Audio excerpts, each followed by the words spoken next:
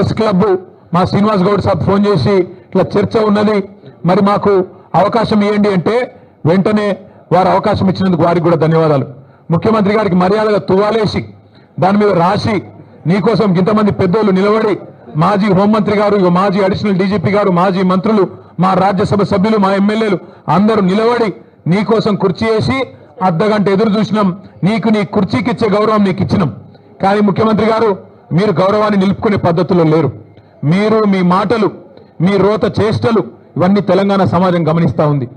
పెద్దలు కేసీఆర్ గారిని మీరు ఎట్లా ప్రతిరోజు దుర్భాషలాడుతున్నారో ప్రపంచం మొత్తం చూస్తూ ఉంది. ఒకటి మాత్రం వాస్తవం, నువ్వు 4 రోజులు మోసాలు చేసి తప్పించుకోవచ్చు గాక, 4 రోజులు ఇట్లనే డైలాగులు కొట్టి తొడగొట్టి గతంలో తప్పించుకున్నట్టే తప్పించుకోవచ్చు గాక. ఆయన ముఖ్యమంత్రి గారికి సవాల్ చేసుడు పారిపోడు కొత్తేం కాదు. మీకు యాదికుండాలే 2018లో ఇదే సిపాయి డైలాగులు కొట్టిండు. కొడంగల్లో నేను ఓడిపోతే రాజకీయ సన్యాసం చేస్తా అన్నాడు. 2018లో ఓడిపోయిండు మా పట్నం నరేందర్ రెడ్డి గారి చేతిలో. ఓడిపోయిన తెల్లారో మర్నాడో సిగ్గు తప్పి మాట తప్పి మళ్ళీ పార్లమెంట్ ఎన్నికల్లో తగుదునమ్మని మళ్ళా నిలబడ్డాడు. అంతకుముందు కొట్టిండు డైలాగ్ 2015లో జిహెచ్ఎంసీలో కనుక టీఆర్ఎస్ సొంతంగా గెలిస్తే నేను రాజకీయ సన్యాసం తీసుకుంటా అన్నాడు. మళ్ళా అప్పుడు కూడా మాట తప్పిండు. ఇవాళ కూడా తొడగొట్టిండు, సవాల్ చేసిండు. రైతుల మీద, యువత మీద ఎప్పుడు వస్తావో రా, కేసీఆర్ వస్తాడా, కేటీఆర్ వస్తాడా రండి అన్నాడు. మరి నువ్వు రా రా రా అంటే నేను వచ్చిన, నువ్వేమో పత్తలేవు. రైతు బంధు మీద చర్చ అన్నావు, అదేవిధంగా రైతు శ్రేయస్సు మీద చర్చ అన్నావు, యువతకు ఇచ్చిన ఉద్యోగాల మీద చర్చ అన్నావు. అన్నిటికీ మేము సిద్ధంగానే ఉన్నాం. రేవంత్ రెడ్డి గారికి మళ్ళొక మాట చెప్తా ఉన్నాను, నువ్వు ముఖ్యమంత్రివి, నేను ఒప్పుకుంటా. నువ్వు నాకంటే ఎక్కువ బిజీగా ఉంటావు, నీకు నాకంటే ఎక్కువ పని ఉంటుంది, నేను ఒప్పుకుంటా. అందుకే మళ్ళొకసారి చెప్తా ఉన్నా, ముఖ్యమంత్రి గారు ప్లేస్ మీరే డిసైడ్ చేయండి, టైం మీరే డిసైడ్ చేయండి.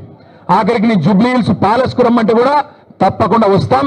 కానీ మీరు ఏ అంశం మీద చర్చ పెట్టినా మేము సిద్ధంగా ఉన్నాం. కేసీఆర్ తయారు చేసిన గులాబీ దండు, గులాబీ సైనికులం సిద్ధంగా ఉన్నాం. మాట్లాడుతూ ముఖ్యమంత్రి ఆయన మంత్రులు కొత్త పదం నేర్చుకున్నారు. మేము కేసీఆర్ రమ్మన్నాం. అరే నీకు నేను ఒకటే అడుగుతున్నా ముఖ్యమంత్రి, మా పిల్లలు సోషల్ మీడియాలో పోస్ట్ పెడితేనే గడగడలాడుతున్నావు, నీకు కేసీఆర్ కావన్నా? చిన్న పిల్లలు, కాలేలు చదువుకునే పిల్లలు చిన్న పోస్టులు పెడితే దానికే గడగడలాడుకుంటే వాళ్ళని తీసుకుపోయి జైల్లో పెడుతున్నావు, నీకు కేసీఆర్ కావన్నా? నీ లెవెల్కు మేము చాలు, నీ లెవెల్కు మేము సమాధానం చెప్పే సత్తా కేసీఆర్ తయారు చేసిన ఇంతమంది సైనికులకు మాకు ఎవ్వరితోని, నువ్వు నన్నే కాదు, మా ఎమ్మెల్సీలు, మా ఎమ్మెల్యేలు, మా ఎంపీలు, మా మాజీ ఎమ్మెల్యేలు, మాజీ ఎంపీలు, సీనియర్లు, మా పార్టీలో ఏ నాయకుడైనా నీకు సరిపోతాడు నిజానికి. కానీ నువ్వు ముచ్చటపడుతున్నావు, పేరు తీసుకున్నావని నేను వచ్చినా, మళ్ళా నువ్వు ఎప్పుడు పిలిచినా వస్తా. లేదా నీకు చర్చ చేసే ధైర్యం లేదు, స్పీకర్ గారిని అడ్డం పెట్టుకొని మైక్ కట్ చేసుకుంటా అసెంబ్లీనే టైంపాస్ చేస్తా అంటే అది కూడా ప్రజలు చూస్తూ ఉన్నారు. నీకు నిజంగానే నిజాయితీ ఉంటే, నిబద్ధత ఉంటే చర్చకు రా, లేకపోతే ముక్కు నేలకు గీసి కేసీఆర్కు క్షమాపణ చెప్పు. తప్పుడు కూతలు కూసినందుకు రైతు బంధు లాంటి పథకం పెట్టిన మహానాయకుడు, రైతు బీమా లాంటి పథకం తెచ్చిన మహానాయకుడు, భారతదేశ చరిత్రలో మొట్టమొదటిసారి 24 గంటలు రైతుకు ఉచితంగా కరెంట్ ఇచ్చిన నాయకుడు కేసీఆర్. అట్లాంటి నాయకుడిని అడ్డగోలుగా మాట్లాడినందుకు ముక్కు నేలకు రాసి చర్చకొచ్చే దమ్ము లేదు, కేవలం నాకు రచ్చ చేయడం మాత్రమే తెలుసు అని చెప్పి తప్పుకో, క్షమాపణ చెప్పు. అంతేగాని ఇట్లాంటి పనికిమాలిన డైలాగులు, పనికిమాలిన సవాళ్లు మరొకసారి విసిరొద్దు.